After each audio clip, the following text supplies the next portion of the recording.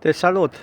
Uite, am vrut să-ți prezint spațiul de depozitare și hub-ul unde aș dori să dezvolt mai multe business-uri în același timp și îți propun și ție, dacă ai o idee în acest sens, să găsim o variantă de a colabora pentru a dezvolta noi oportunități.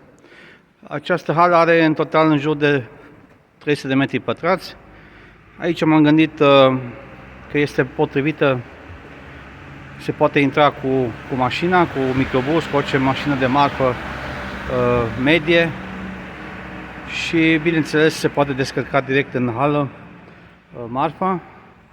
Aici, pe peretele acesta, care ți-l arăt acum, m-am gândit să pun un perete de expunere pentru diverse produse, niște etajere metalice pe care să expun diferite produse, mostre sau alte produse care se pot vedea, sigur, ca și modele.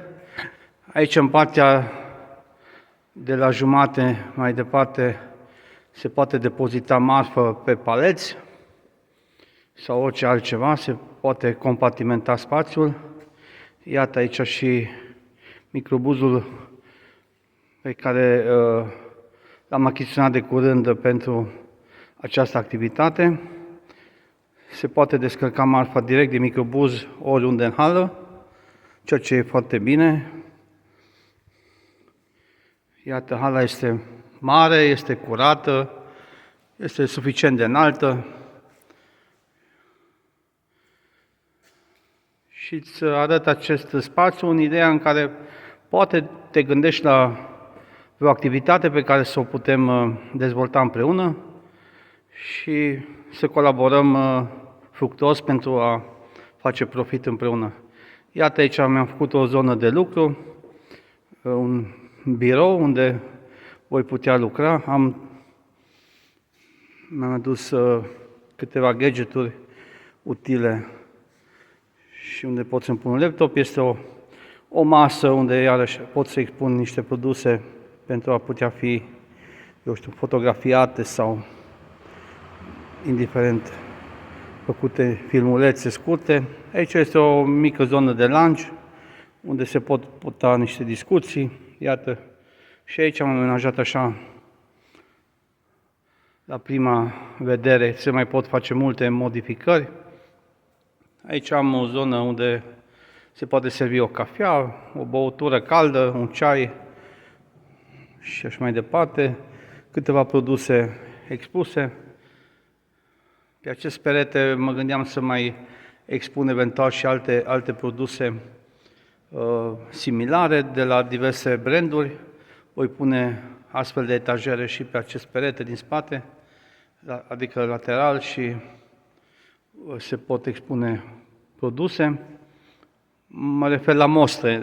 Aici va fi o zonă de showroom, da, de expunere, și mă gândeam că voi face un hub de dropshipping, da? Deci să am câteva produse din fiecare gamă pe care eu ulterior le voi putea livra partenerilor, clienților din zonă și nu numai, și din zona online. Dacă sunt comenzi online, pot să mă ocup de partea asta de distribuire în online, de trimiterea comenzilor, pregătirea lor, împachetare, livrare și mai departe. Deci, dacă ai niște produse care crezi că le putem vinde în online sau aici în zona de vest, mă pot ocupa de distribuția lor. Aici sunt câteva produse fertilizanți. Pe acest perete voi face o zonă de expunere pentru partea de fertilizanți în domeniul agribusiness. Bine, acum am doar câteva mostre de la o firmă, dar sigur aici voi face o zonă de expunere mult mai amplă. Iar aici este intrarea, cum am spus. Avem și încălzire și răcire pentru vară, climă.